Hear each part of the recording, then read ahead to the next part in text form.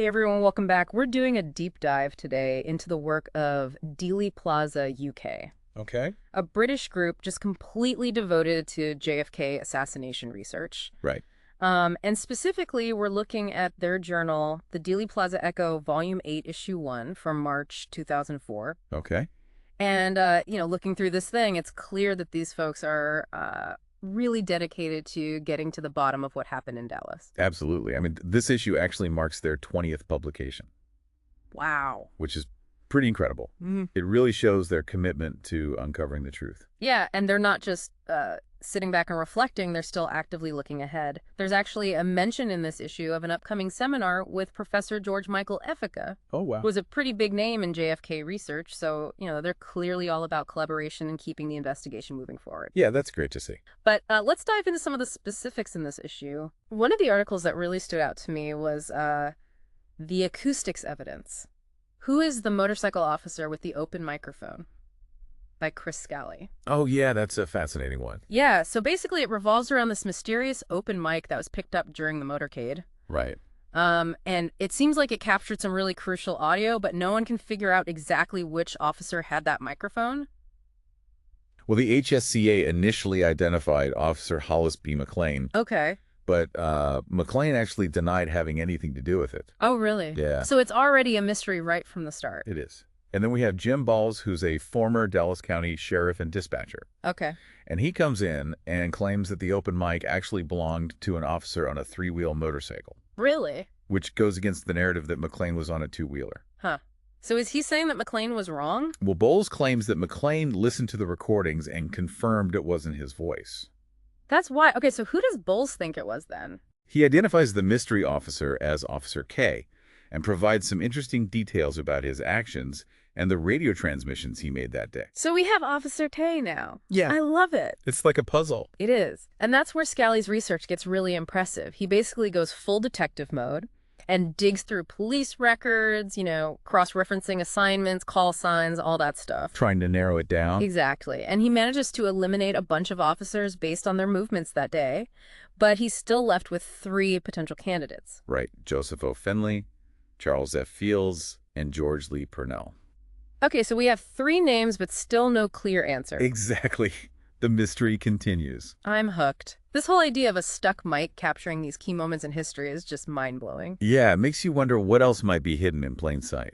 It really does. It makes you question whether we can ever truly know the full story. For sure. This motorcycle officer mystery, as they call it, really highlights how much we still don't know. It definitely throws a wrench in the official narrative. So we've got this mystery surrounding the open mic and the identity of Officer K. Right. But this issue of the Dealey Plaza Echo goes beyond just police procedures. It also gives us a glimpse into Dealey Plaza UK itself. Yeah. There's a report on their 8th annual general meeting where they welcomed 2 new life members, Harold Skip Rydberg and Dr. Tony McCulloch. Oh, wow. That's great. It shows how passionate these people are about this research. Absolutely. They're not just reading about it, they're actively involved. And they're not all serious all the time either. There is actually a section with book, radio, and TV reviews by Ricky Rooksby. Oh, yeah? And one that caught my eye was a review of Robert Dallek's biography, An Unfinished Life. Interesting. What did they have to say about it? Well, the reviewer pointed out how the book reveals that JFK was actually dealing with Addison's disease and chronic back pain. Really? Yeah, and he kept it mostly hidden from the public. So it makes you wonder, how these health issues might have played into the events surrounding his assassination. That's a great point. You can't help but wonder if his health factored into things. Exactly. And it's not just about the official documents and analysis. Right. There's also something really powerful about hearing the personal accounts of people who were there or who have this deep connection to the events of that day. Absolutely. And this issue features a section where members share their personal recollections from trips to Dallas in 2003. Oh, wow. It brings a real human element to the research. I bet. Reading those stories must transport you right back to that time. It does. Francesca's story about her hotel room overlooking the Texas Schoolbook Depository is particularly vivid. Wow, I can imagine. You can practically feel the weight of history in a place like that. Yeah, and she's not the only one. Helen Taylor, Jeremy Rowbottom, and Chris Robertson all offer their unique perspectives, too. So it's like a tapestry of different experiences woven together. Exactly. It reminds us that behind the facts and figures, real people were deeply affected by this tragedy. Yeah, it wasn't just a historical event. It was a life-altering experience for so many. But it goes even further than that. This issue also covers the Duquesne University National Symposium, which marked the 40th anniversary of the assassination. Oh, yeah, that was a big event. It was. And get this, Arlen Specter, a member of the Warren Commission, actually made a historical appearance there. Wow. So they had someone from the Warren Commission speaking at a symposium questioning the assassination. I know, right? Talk about a clash of perspective. That's incredible. And it wasn't just about rehashing the same old arguments. This symposium actually focused on forensic evidence and the possibility of reopening the investigation. Wow. So even after 40 years, they're still talking about reopening the case. It just shows how much mystery still surrounds the JFK assassination. Absolutely. And Hal Verb, who reported on the symposium for the Journal, captured this really optimistic atmosphere. Really? Yeah, he talks about people coming together with this shared desire for answers, and there's even talk of establishing JFK museums in Washington, D.C. or San Francisco. It's amazing how, even after all these years, people are still so passionate about uncovering the truth. It really is. It shows that the desire to understand what happened and to honor JFK's legacy is still very much alive. And this issue of the Dealey Plaza Echo is a testament to that ongoing quest for truth. Definitely. We've just scratched the surface of what this issue has to offer. There's so much more to explore. There is more rabbit holes to jump down, more evidence to sift through, more questions to ask, and that's what makes this whole deep dive so fascinating. I agree. There's always something new to discover. It's like peeling back the layers of history one by one. And with each layer, we get a little closer to understanding the truth. Exactly. And we're back. Still digging deep into this issue of the Dealey Plaza Echo. Yep. And this time we're going down a different path. We're going to take a look at the mystery surrounding Officer J.D. Tippett's death. Okay. You know the article Helen Louise Markham and Document 106 by Elric Rosman? Yeah, that's a good one. That's the one. So he really dives into the heart of the Tippett shooting. Right. And he focuses on this crucial piece of evidence, an affidavit from a woman named Helen Markham. Oh, right. Who claims to have witnessed the whole thing. Okay. Now, this document, Rosman calls it Document 106. It's like a time capsule, you know, Yeah. taking us right back to the chaos of that day. I can imagine. Markham actually gave her statement just 90 minutes after Tippett was killed. Wow, so before the official story had really taken hold. Exactly. So her version of events, it directly contradicts the Warren Commission's timeline. Oh, really? How so? Well, she places the shooting around 1:06 p.m., Okay. which is a full 10 minutes earlier than the official 1:16 p.m. That's a significant difference. Yeah, and it throws a wrench in the whole timeline. Yeah. Especially when you think about how quickly Oswald would have had to get from the Texas Schoolbook Depository to the scene of Tippett's murder. Right. That doesn't leave him much time. It really doesn't. So Rosman thinks that Markham's testimony is more accurate. Yeah, he argues that her account is especially reliable because it wasn't influenced by other witnesses or media reports. Okay. You know, it was just her raw, unfiltered observations. Mm-hmm. Interesting. And is there anything in the document that supports that? Well, there's this little detail that Rosman points out. It's actually pretty fascinating. He says that Markham was hyper-aware of the time that day because she was trying to catch a bus and was worried about being late. Oh, wow. Yeah, and she even remembers checking a clock at a nearby laundromat just before seeing the shooting. That's pretty specific. It is. It's like these everyday concerns suddenly became tangled up with this major historical event. Yeah, it humanizes the whole thing. It really does. And speaking of piecing things together, the Dealey Plaza Echo has these recurring features that really showcase the dedication of this group. Yeah, what kind of features? Well, like their Dealey Plaza teaser, which is this fun little quiz. Oh, yeah, I've seen that. You know, it challenges readers with trivia questions about the assassination and the ongoing investigation. Right. It's a good way to keep people engaged. Exactly.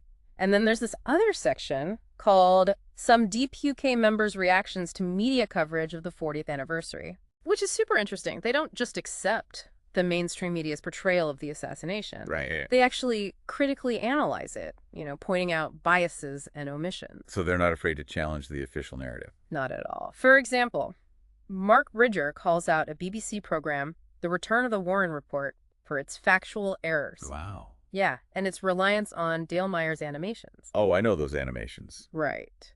Which he argues distort the evidence to support the single bullet theory. Okay, so just to clarify for our listeners, the single bullet theory is the idea that one bullet caused all of President Kennedy's and Governor Connolly's wounds. Exactly. And Bridger actually wrote a letter to the show's host, John Essler, outlining all the inaccuracies and questioning the program's credibility. So they're holding the media accountable. They are. And Ian Griggs takes the Dallas Morning News to task for their dismissive coverage of the events surrounding the 40th anniversary. Huh. Interesting. Yeah, he points out how they downplayed or ignored the presence of key eyewitnesses like Beverly Oliver. Right. She claims to have seen Oswald in the second-floor lunchroom of the Texas School Book Depository shortly before the shooting. Exactly. And John Hovland weighs in as well, expressing concerns about a different documentary aired on UK television. What was that one about? Well, he basically says that the program cherry-picked facts and completely ignored crucial evidence that challenged the lone gunman theory. That's concerning. It is. And it really highlights the importance of media literacy and critical thinking, you know? Oh, absolutely. Especially when we're dealing with a historical event that has so many conflicting narratives. Exactly. You can't just passively absorb information. You have to actively engage with it, question it, and seek out multiple perspectives. Right, and that's what the Dealey Plaza Echo does so well. They provide a platform for those multiple perspectives. You know, they're constantly challenging the status quo and advocating for a more nuanced understanding of the JFK assassination. It's refreshing to see that kind of open-mindedness. Yeah, it's like they're shining a light on all these different facets of the case, encouraging us to connect the dots and come to our own conclusions. They're not telling us what to think, but they're giving us the tools to think for ourselves. Exactly, and that's what makes this issue of the Dealey Plaza Echo so powerful. It's a testament to their ongoing commitment to research analysis and open discussion. It's clear that they're not giving up on the search for truth. Absolutely. They're keeping the conversation alive, reminding us that the pursuit of truth and justice is an ongoing journey. And sometimes the journey itself is just as important as the destination. You got that right. But this deep dive isn't over yet. Oh, there's more. There's one more element in this issue that we need to explore, something that ties together the themes of research skepticism and the search for truth. Okay, I'm intrigued. Let's see what else they've uncovered.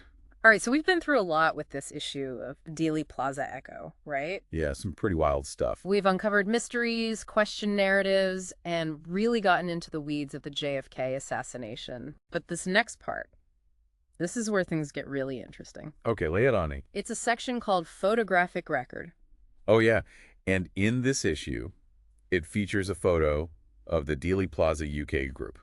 You got it. They're all gathered together in this backyard. Okay. And it might seem like a simple image at first, Right. but there's a twist. Oh, what's that? This photo is actually playing with the famous backyard photos of Lee Harvey Oswald. You're kidding. The ones with him holding the rifle. The very same. Those photos were analyzed, debated endlessly. For sure. And this image in the journal, it invites us to do the same. So they're making a statement about photographic evidence. Exactly. We're so used to seeing photos as proof, as this objective truth. Right. But this photo reminds us that even images can be manipulated, misinterpreted, or just taken out of context. Yeah, I see what you mean. It's like they're holding up a mirror. Exactly. Making us question our own assumptions about what we see. It's like with the Oswald photos. Right. People were debating whether they were real, whether they were doctored. Exactly. And this photo from the journal, it raises the same questions. What's the story behind it? What's the context? Exactly. And how does that context shape our understanding of what we're seeing? It's a really clever way to make us think critically about the images we see. It is. And it's especially relevant when we're talking about the JFK assassination. Oh, for sure. I mean, photos played such a huge role in shaping public opinion about the case. Absolutely.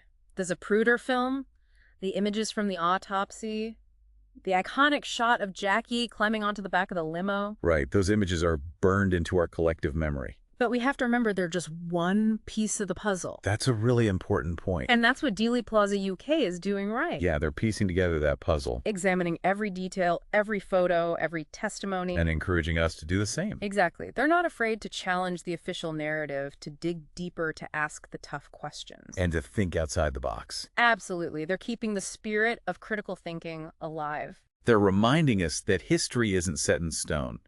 It's a living, breathing thing that we can continue to explore. Couldn't have said it better myself.